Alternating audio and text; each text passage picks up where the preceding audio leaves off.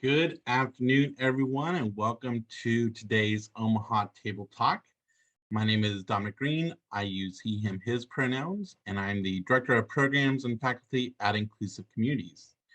Before we start this afternoon, I would like to acknowledge the traditional homelands of the Native and Indigenous people who lived and took care of the land that most of us gather on today, that belong to the Omaha, Ponca, Pawnee, Oda, Missouri, Sante Dakota Sioux, Kansas, Iowa, Cheyenne, and Winnebago people. We honor and with great gratitude and pay our respects to all Native and Indigenous people. Omaha Table Talk, or as we refer to them as OTTs, was initially recreated in Omaha in 2003 by the Social Justice Advisory Committee of Catholic Charities, Omaha. In 2012, Inclusive Communities acquired OTTs and shifted them into larger public discussions over comfort food. Just this past spring, about a year ago from now, we approached our partners and decided to start a AAPI themed table talk series.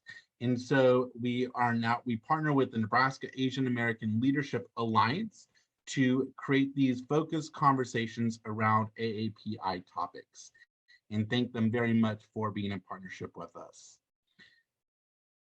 Due to COVID-19, we are still currently doing all these on virtual and Zoom, but we are in conversations as a team as to when we will come back together in person, so just be looking out for that. But until then, we do invite you to have some food or a drink or something with you to relax and have during this conversation today. At this time, I would like to also thank our OTT sponsors, Lozier Foundation, Cox Communication, and American Family Insurance for making these events still possible to have. At this time, I'm going to toss it over to Candace, and Candace is going to walk us through a couple of housekeeping items before we get started. Hello, hi y'all, good afternoon. My name is Candace Freeman. My pronouns are she, her, and I am the Programs and Curriculum Manager here at Inclusive Communities. I do apologize. You know, this Zoom world, I'm experiencing some technical difficulties, so you just get to see my floating picture head today.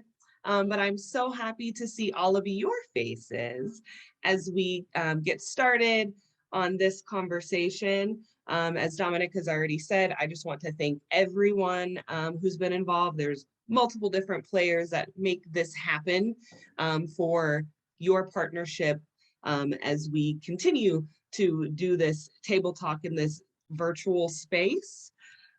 So few housekeeping things.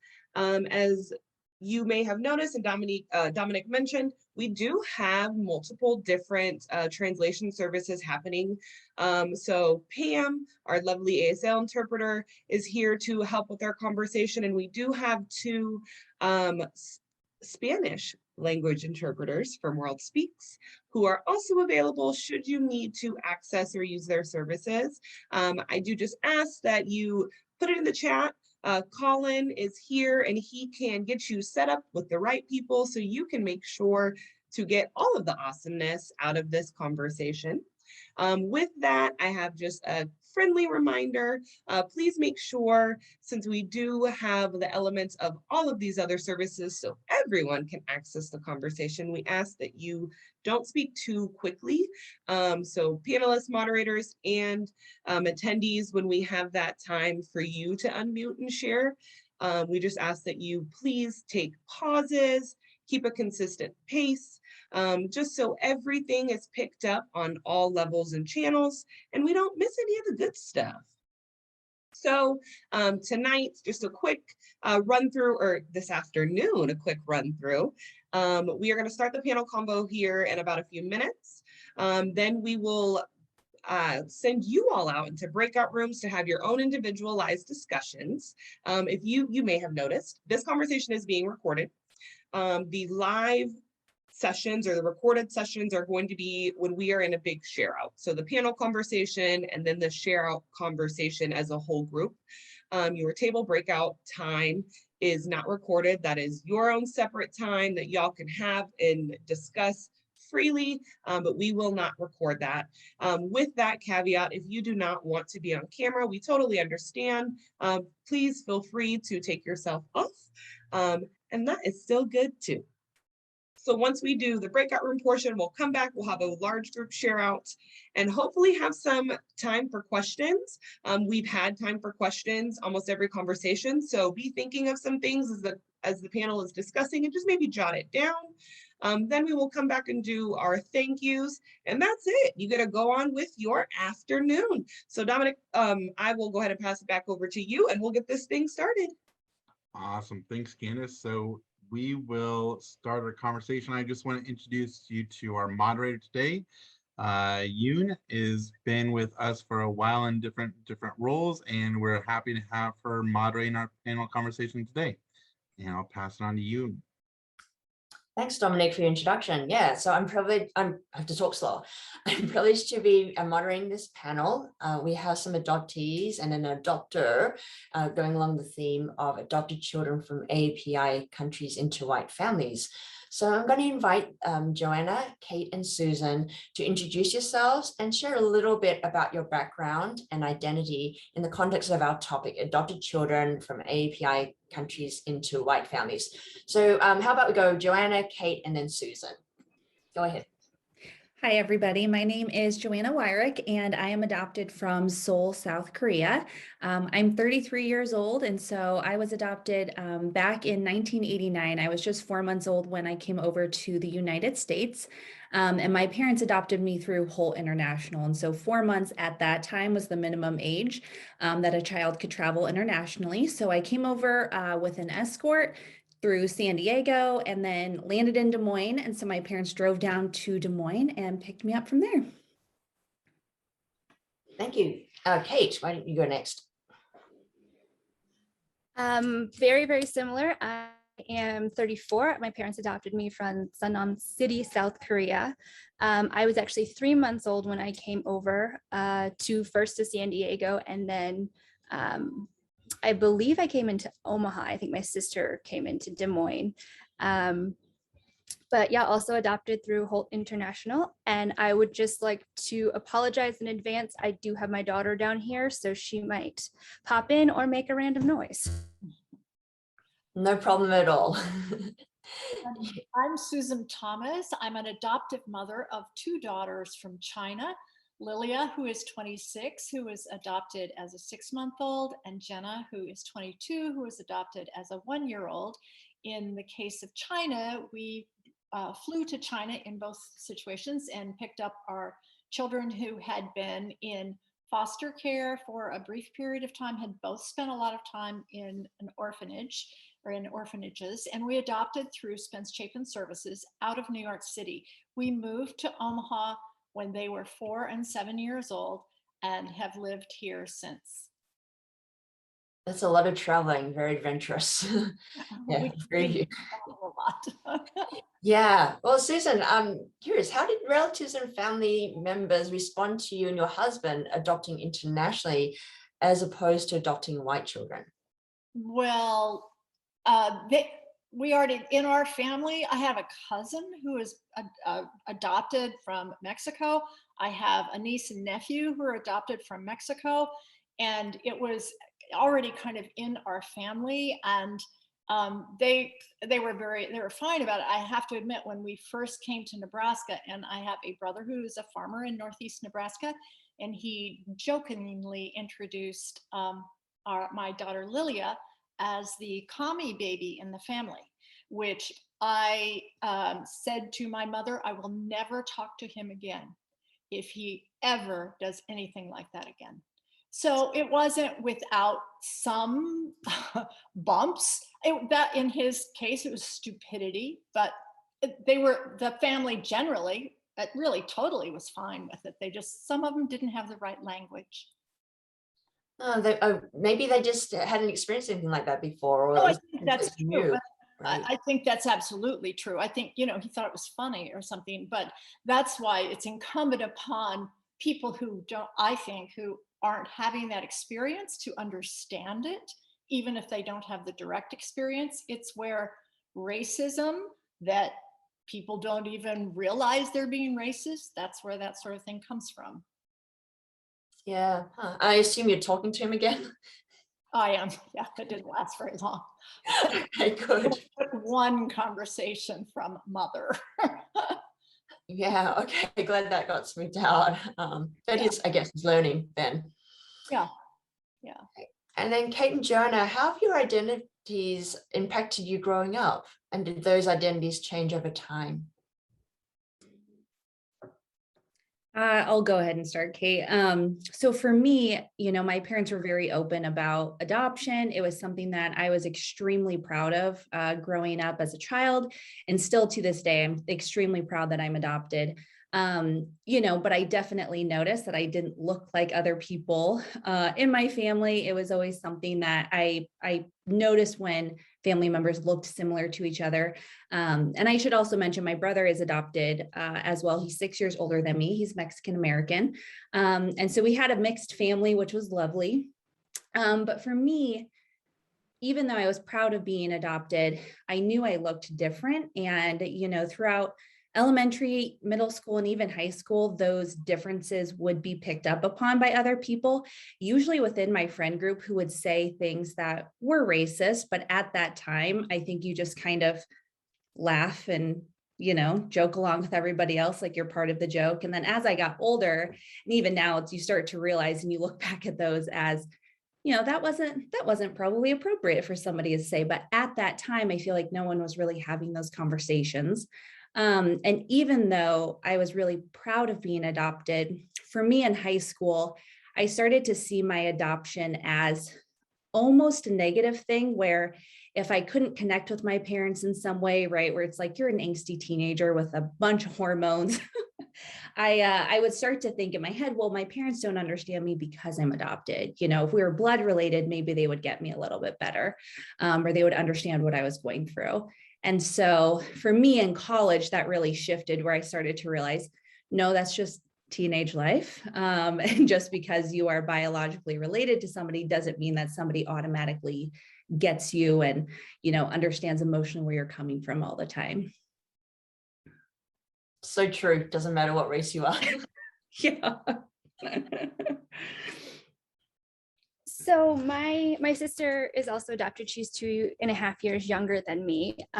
She's from Seoul, South Korea. And then actually our parents, my mother's 100% Japanese, and then my dad is German, Russian, Polish. So we did, and he has darker hair. He never wore sunscreen, so he kind of has a permanent tan going on. So growing up, a lot of kids would assume that we were biological to our parents, even though, every year in elementary school, you say like the one interesting fact about yourself. And mine was always that I'm adopted. And I had a close friend in 6th grade and he and I had been in the same class, kindergarten, all the way through 6th grade. And finally, after I said it in 6th grade, he goes, wait, does that mean your sister's adopted too? And his brother was in my sister's class. And I said, yes, we're both adopted. He's like, but you look like your parents. And I was like, well, yes, that's true, but we're still adopted. Like, my mom's Asian, my dad just happens to have darker features, but we're both still adopted. He goes, oh. And it was just like, I think it was mostly because of how having an Asian parent as well, there wasn't an instant recognition for people that we look different from our parents. And there were similar instances, like Joanna said, where, people would say something, and as a kid, even in like high school, it didn't really resonate with me. Growing up, I went to a smaller elementary school, and there were other Asian American kids there. We all happened to also live in the same neighborhood. But so it wasn't that out of place to be an Asian. I apologize, she's throwing stuff. We weren't the only Asian kids in our elementary school, but it was, once I got to college, I was one of the only Asian American students who wasn't international. And that was the first time I'd really experienced any sort of noticeable difference among my peer group. I was pretty much the only minority too in my peer group, and I was tagged token Asian in that group of individuals. And it wasn't meant to be negative, but now looking back on it, it is very, I mean, it's not a pleasant nickname, I guess, to have. But, you know, when you grow up with, you know, not having those discussions, not having noticeable instances where people are being negative or saying comments like your brother said, you don't recognize it. And so it is kind of weird to look back on and be like, oh, people were, you know, there were microaggressions coming at me, but I just never processed it. Yeah, it wasn't really named, and it's a very different era now. Yeah. And it's interesting how you mentioned that the assumptions that people made based on how you looked and the connections they made to you and your parents. Like my kids are mixed race, and then one kid really looks very Asian, and people keep asking my husband, oh, where'd you adopt her from? Oh. Yeah, and so Susan, you mentioned about your daughters too. What did you observe about Jenna and Lilia as they were growing up in terms of their identities and how things might have changed over time? Well, I think that when we lived in New York, we had lots and lots of friends who were Asian, and just the environment is a much more diverse environment. When we came to Omaha, the one thing that I observed when they were young was that in both cases, their kind of chosen friends tended to be people of color, children of color. And it wasn't necessarily Asian because there weren't that many Asians around, but, you know, Black and Latino and then as they grew older, that was not necessarily true, but in the beginning, when it was visual, that's when they definitely identified that way. And also not understanding that there were microaggressions, as I had mentioned at one point when they were at camp, and there's the camp song about the, you know, Chinese, Japanese, and they do the making fun of eyes. And Lilia had learned this song and she loved the song. And I was like, Lilia, for goodness sakes, they're making fun of the way you look. You are making fun of yourself and the way you look. And it like dawned on her. So she was pretty young when we began pointing out microaggressions. And I think that by the time they became, you know, teenagers and college students, and now in the workplace, they're aware, but they're not like overly sensitive to it. During COVID though, Lilia was in New York City, and early on she went into a pharmacy late at night. Her boyfriend was very sick and she was looking for a thermometer and could not find one. And so she went to the front desk and they said, we're sold out.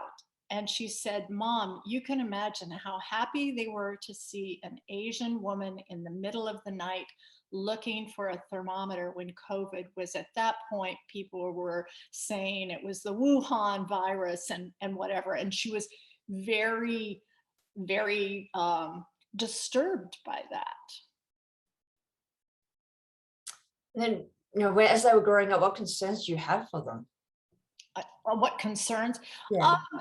Well, I think that this is a stereotype, but actually as Asians, it's almost like people had extraordinary expectations for them, you know, the perfect minority or whatever, which that was concerning. Who knew how they were going to grow up or what they wanted to be? And so I certainly was concerned also. There was a friend who was adopted from China as well.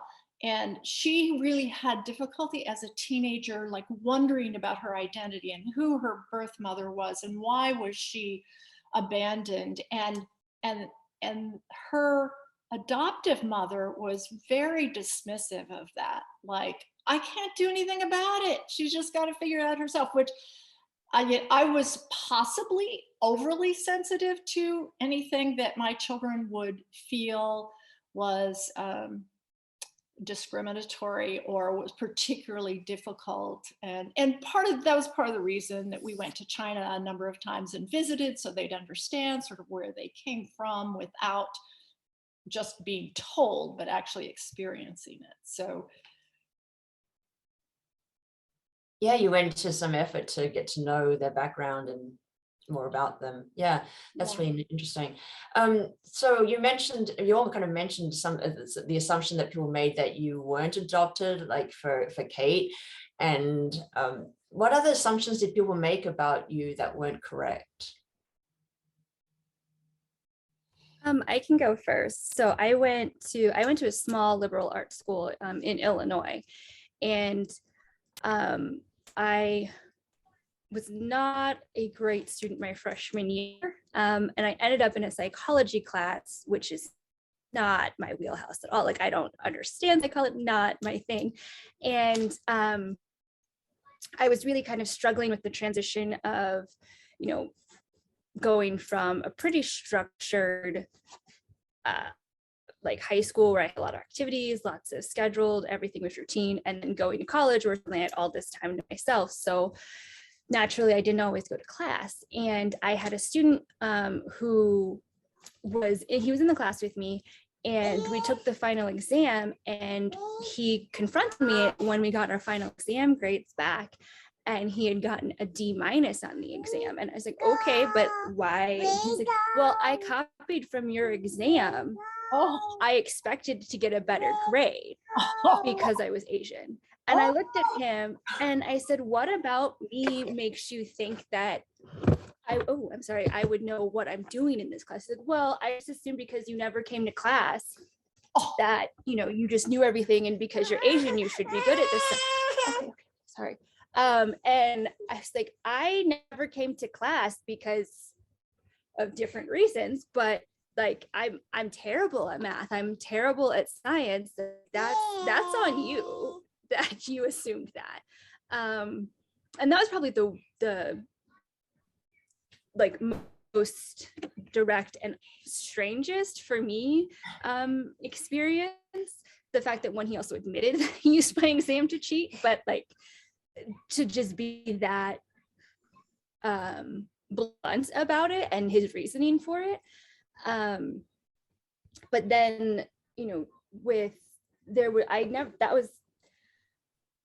I never really experienced any type of true stereotyping in a negative way growing up, other than like, some people making comments about my driving, which is actually fair. I am a terrible driver. I just don't pay attention.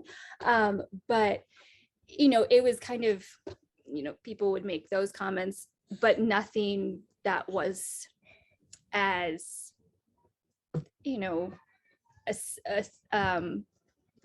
truly assumptions based purely, oh, my sister just said she can confirm I am a bad driver. Yeah, I did almost accidentally kill her once.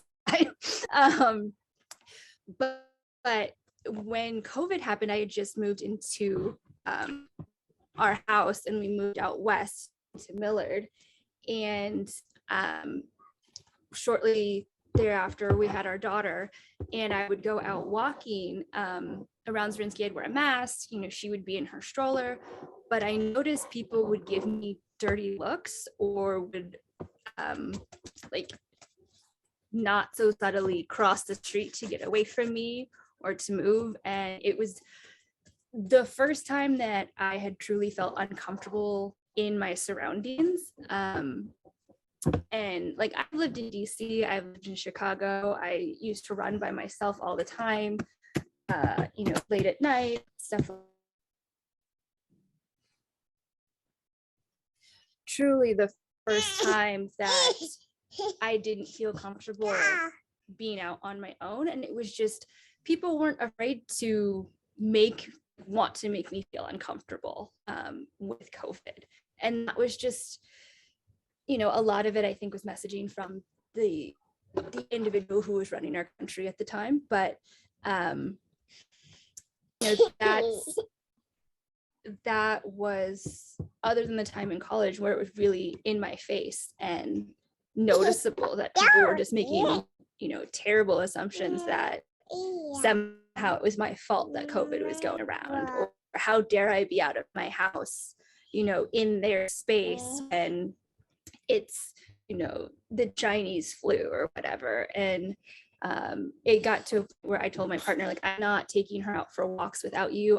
If I go out at all, I'm going to take one of our dogs with me. And, I didn't think that people, yes, I will get you. I apologize. It's not that I felt like anyone would physically harm me, but it's just they wanted to make me feel uncomfortable. They wanted to make me feel like I shouldn't be in public, or it was just I'd never felt that before. And then the individual who was chased and attacked was not very far from where I live, and that was just that realization of these people who are making me feel uncomfortable when I'm out walking. That could have been me with my daughter, and that's just, to experience that for that true type of aggression and negative assumptions at 34 or 33, whatever, I think it was 33 at the time. I mean, I'm lucky that I went that long, but at the same time, it's to still have that based purely on comments an ignorant individual is making to the public is awful. Yeah, that's very upsetting. I'm sure it's happened to a number of people on this call too. And then I think several of us can probably say, oh yeah, we're supposed to be good at math and had some experience about that, or we're supposed to be this, just like you experienced with the psychology. What about you, Joanna? Any other assumptions that weren't correct about you? I mean, similar to Kate, I feel like I really was fortunate and didn't have a whole lot of experiences where I felt targeted. I was actually just trying to rack my brain, but there was one instance, I was in West Omaha at a Target, and this was probably, I don't know, eight-ish years ago. And I was in the ethnic food aisle, and I wasn't dressed like a Target employee. I didn't have khakis on and a red top. I think I had a big black winter coat on or something. And there was a lady in the aisle, and she came over to me and she said, hi, do you know where your red sauce is? And I was like, well, I don't work here, but I think the pasta sauce is in the other aisle. And she was like, no, your red sauce. Oh. And I stood there, and it honestly took me a good 5 to 10 seconds to understand what she was saying. And I think it only clicked when she held up these frozen crab rangoons, and she said, I'm making crab rangoons tonight. I just don't know where your red sauce is. Can you show me? And I honestly, I don't know what I said. I don't know if I said anything. I don't know if I just walked out of the aisle. I can't remember. I just remember ending up in my car and replaying what happened and thinking, oh my gosh, I can't believe that just happened. But then also there was that realization that I've also gone, 20, 25 years where I've actually never experienced something quite like that. And I mean, similar to what you said, Susan, it was stupidity on this person's part, obviously. But that definitely stands out as something where somebody made an assumption. And then, you play back that scenario and you think of all these things that you could have said. And then I didn't beat myself up about it, but I kind of was upset with myself for a little bit that I didn't say something to her, because I don't think I did. I don't think I took that moment to say, excuse me, what you said was completely racist and inappropriate. I think I just walked away, and no one else was in the aisle to say anything either. But I guess fortunately, that was really the only terrible assumption that someone made about me. It's hard to know how to react, because a lot of times we're just in shock. Yeah. And I mean, it took me a second, and yeah. I'm interested in learning, when did you become intentional about learning about your culture and ethnic identity? Joanna, why don't you start? I think for me, and I honestly don't know if I've even quite gotten there yet. My my parents growing up, my brother's Mexican American, I'm Korean. They didn't necessarily expose us to our cultures. And looking back at that, I don't see that as a negative experience by any means. I don't feel like I missed out on anything. And then really when I became an adult, like I love to connect with my culture through food. So going to Korean restaurants, there's actually an Instagram gal called the Korean Vegan. I'm a plant-based eater. And so I love hearing about Korean culture through her stories. But it's not necessarily something that I personally have really felt this deep desire to explore. I'm pregnant with our first little guy. So I'm 36 weeks and I do want to go back to Korea with my husband and with my family. And that's something that I want to experience with them. And I do want to get better at Korean cooking, but it isn't something that I feel completely disconnected from, that I absolutely need to be surrounded by other people who are Korean necessarily. But I think that interest and desire to learn more will come once I have kids. Yep. And then Kate's got one already. Yeah. Yeah. What about you, about your intentionality about learning about your culture and ethnic identity? I think similar to Joanna. I mean, my sister and I's parents they were very open about our adoption. We had anything we wanted to learn about our biological parents, about the country, about the culture. You know, they were very open. But it wasn't an intentional thing on their part to really expose us to that culture. I think the most we had a lot of exposure to the Japanese culture through my mother and my grandmother. So it was there was exposure to an Asian culture, but not specifically Korean. And it's interesting, I think, because it was just a Yeti, not her. It's interesting because it wasn't until I had her that I became more interested in Korean culture. And again, it's we are big foodies here too. So like the Korean food, I want to learn how to make. So my partner has celiac and she also has the gluten intolerance. And so, there's certain foods that are much easier for their digestive systems. And there's like different types of Korean soups and noodles and stuff that I've been wanting to attempt to make, to kind of bring some type of Korean culture into our household. But I think, at least for myself, I can't speak for my sister, the fact that our parents were so open about, and welcoming in terms of if we wanted to learn anything, if we wanted to go to South Korea, they were more than happy to take us. And that's something that I've talked about with my father before. And he'd offered, and I really had no interest traveling any distance gives me severe anxiety. So, traveling outside of the country at one point was just not even of interest to me. But now, like Joanna said, now that we have a child, I do, not so much for myself, but for her, to not feel like we've kept anything from her, to make sure that, she understands her history, her ethnicity, her, the culture, if she wants it. It's very difficult to, growing up in Omaha where it's predominantly Caucasian, and then, having a child out here where we happen to live, we're the only minority household on our street too. So wanting to, there's a little bit more of an intentional effort that you need to make to bring that culture into your household when everything around you is, very much whitewashed, so to speak. I mean, I mean, even for us out here, we live out west, and if we wanted to go to the Asian market, you know, you got to go pretty far from where we live.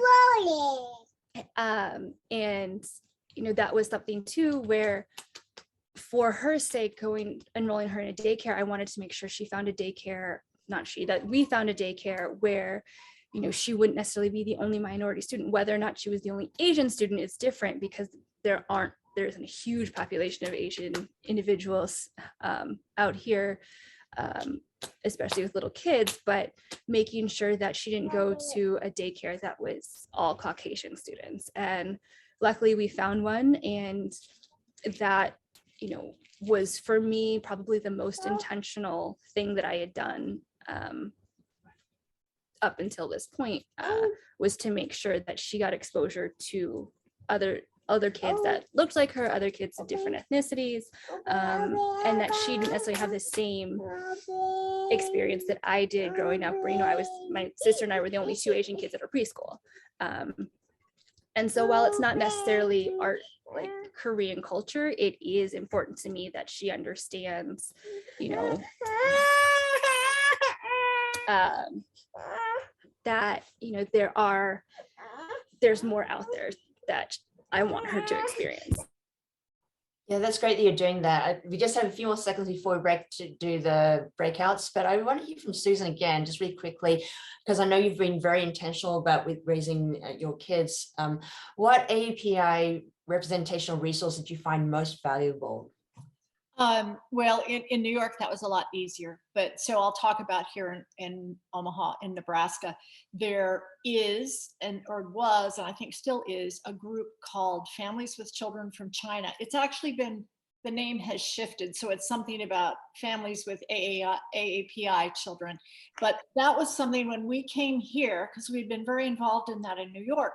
It's where we first celebrated Chinese New Year's. It's where we had, there was a camp that was for purely for Chinese kids, not necessarily adoptive kids, but for kids that had some heritage from China.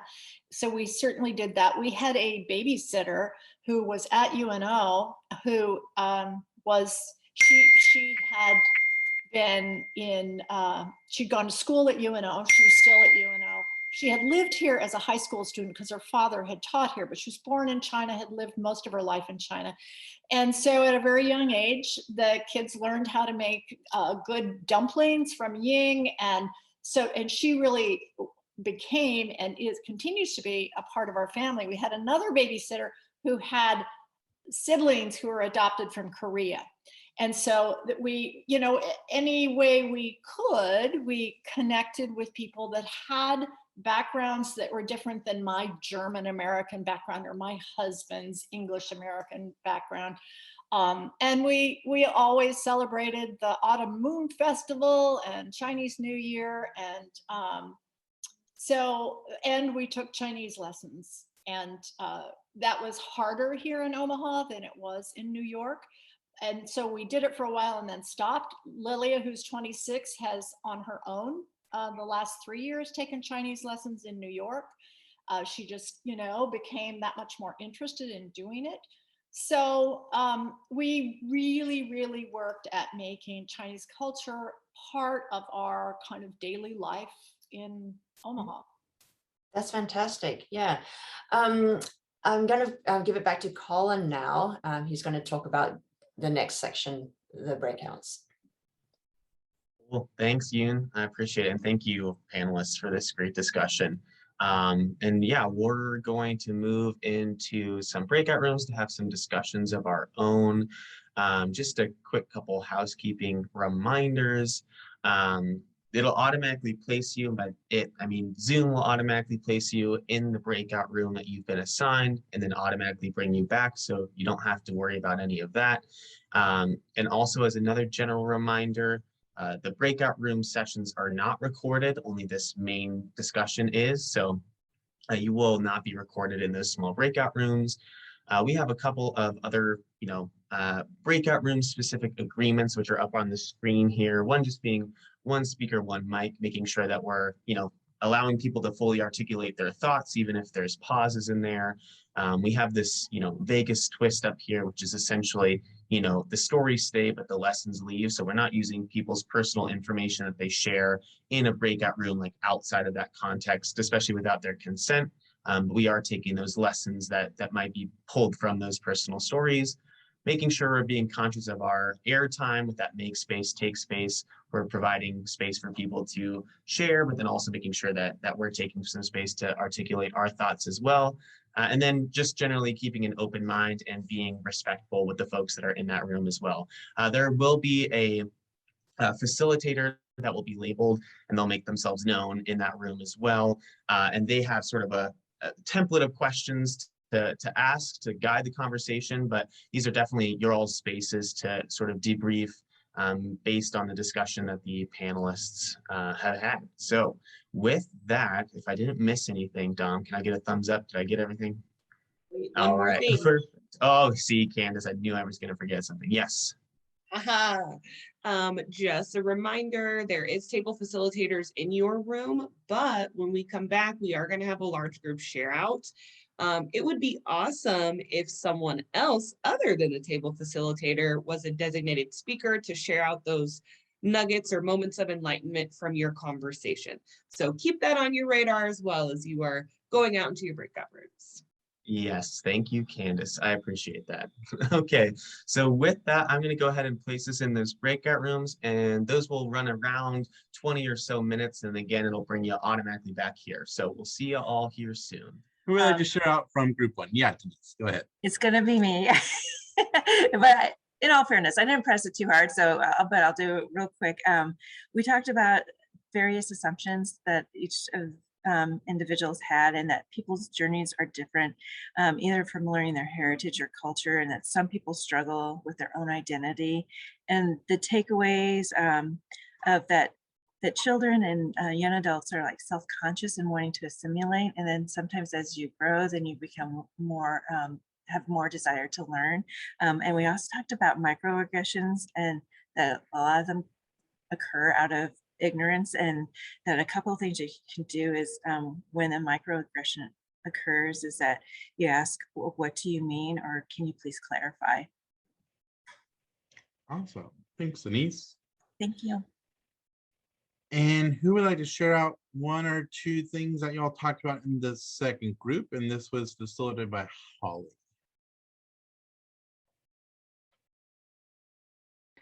I offered to do that from our group.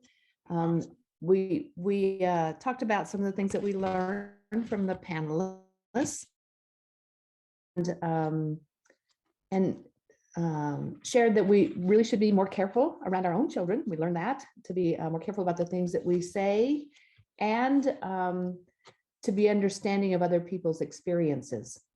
We also talked about calling out microaggressions, because children, as you heard from the panelists, don't recognize that, and even adults don't recognize the microaggressions that occur, but to be more vigilant about looking for that and calling those out, even though they might not be impacting us or directed at us, that we call those out anyway.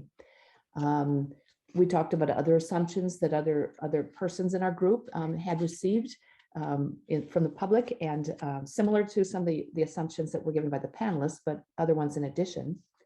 And that we should keep looking for opportunities to learn, and to look for more resources. So that was something that was asked, if we would have something like that. So I don't know if you put that up, Dominic, or somebody else, about other resources that people can turn to. Yeah, absolutely, Sharon. And we will be, or I believe the plan is to still share out after today's conversation. We'll do a follow-up email that includes a data sheet that you saw scrolling through at the beginning of today's conversation that does have some resource links on it. Actually, I don't think the data sheet was on there.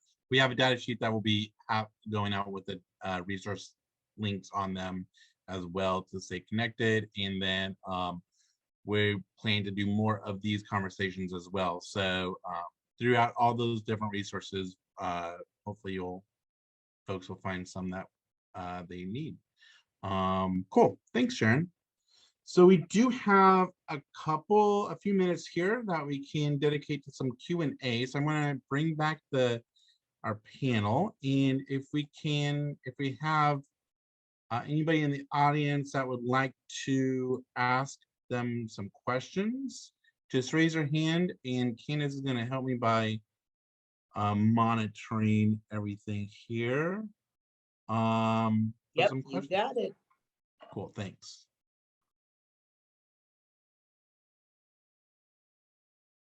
Does anybody have any questions? Feel free to unmute too. You don't have to type it in the chat if you want.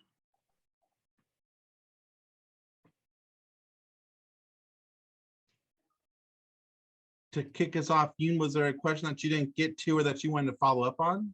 Sure. Yeah. One question is, what's your sense of belonging and community?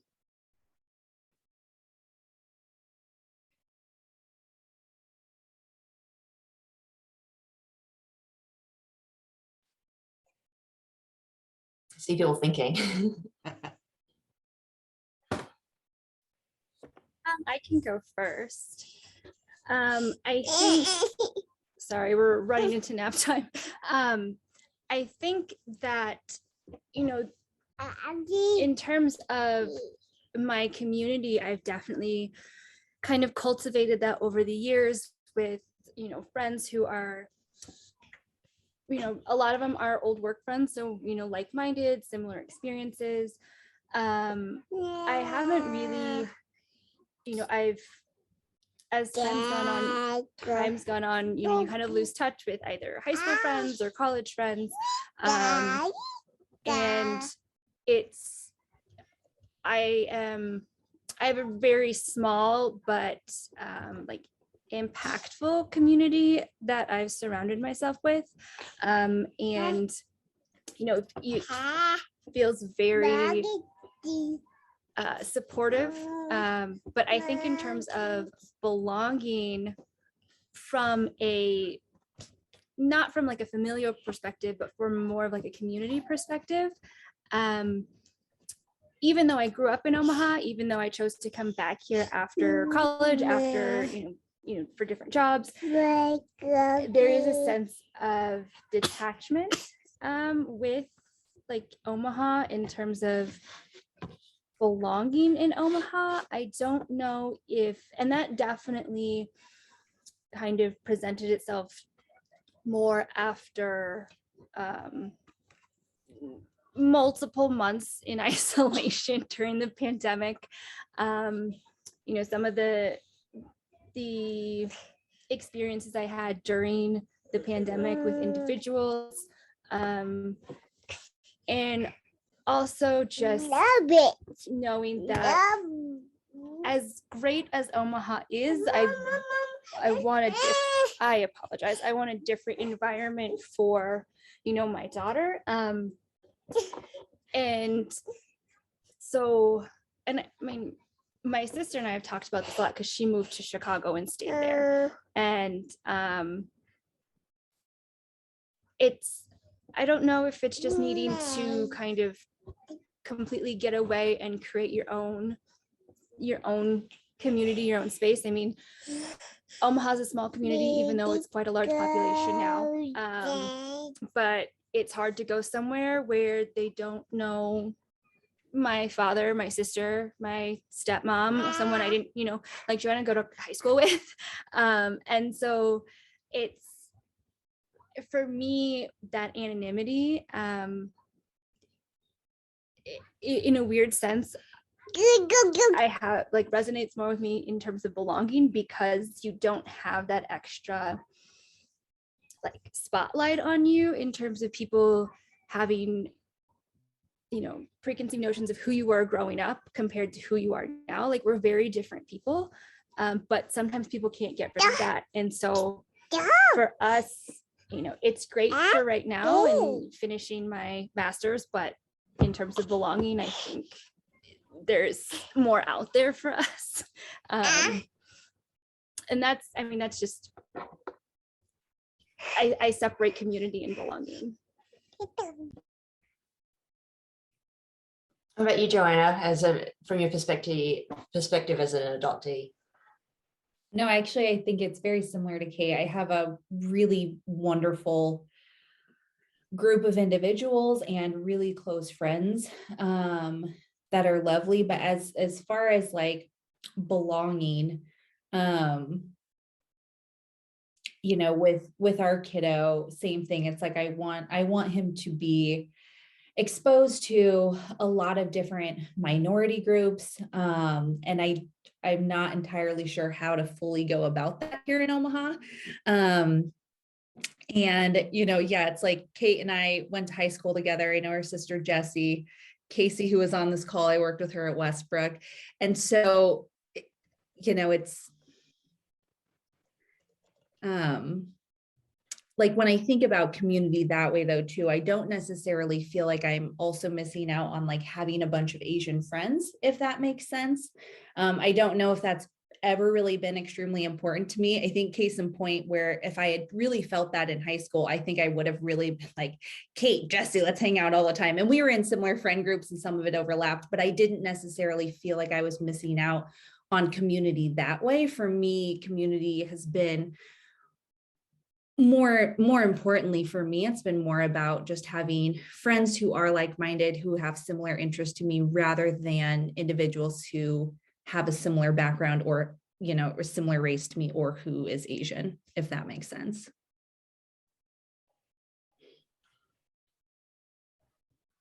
I have a question. Yeah. Go ahead.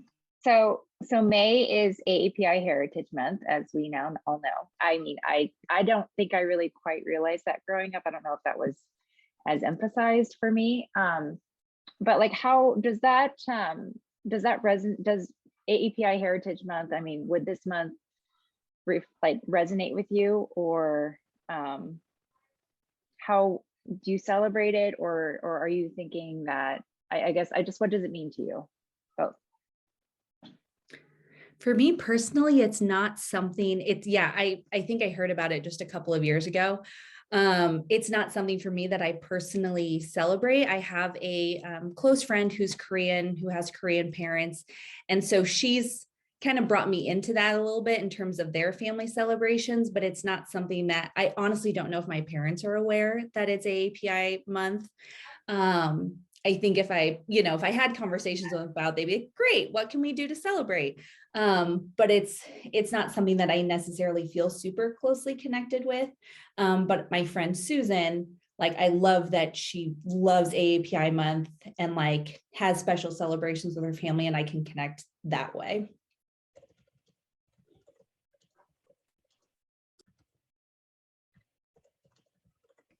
It's very similar for me. I think it was probably last year that I first really heard about AAPI month. And, you know, that was also the first time I really had done anything to recognize it. And it was purely because I was running for city council at the time. But, you know, it's not something that's ever been, you know, something that's I felt the need to fully recognize, and not in like a negative way. It's just, you know, there's I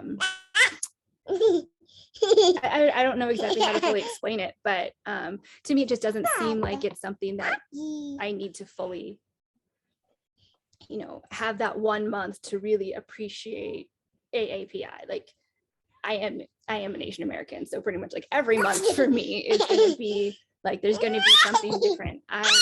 Yep. I think that's it, Dom. There's just like a lot of awesomeness being shared in the chat, so definitely check it out. But I have the evaluation link ready, but you go ahead and you can. Yeah. So as always, we do ask for you all to fill out the evaluation link, which is what Candace is going to put in the chat. We would love to hear from you as to ways that we can improve and get better, what kind of topics you might want to hear in the future. Which, speaking of, as we are nearing the end of this season of OTTs of Table Talks for the season. We will be sending out an email in the next couple months asking for what are some topics that you'd like to hear for next year. So just be mindfully aware of that coming out. Thank you all for attending today. Thank you to all of our panelists, Susan, Joanna, Kate, for being here, and thank you to Yoon for moderating this wonderful conversation today. So yes, with that, we are done. And we'll see you at our next table talk, which will be on May 24th. And we'll be talking about the intersectionality of mental health and trauma, if I remember correctly. Nikki's giving me a nod, yes. So I want to say that is correct. Yeah, you're good. Okay, cool. Thank you all so much for being here. Have a great rest of your day.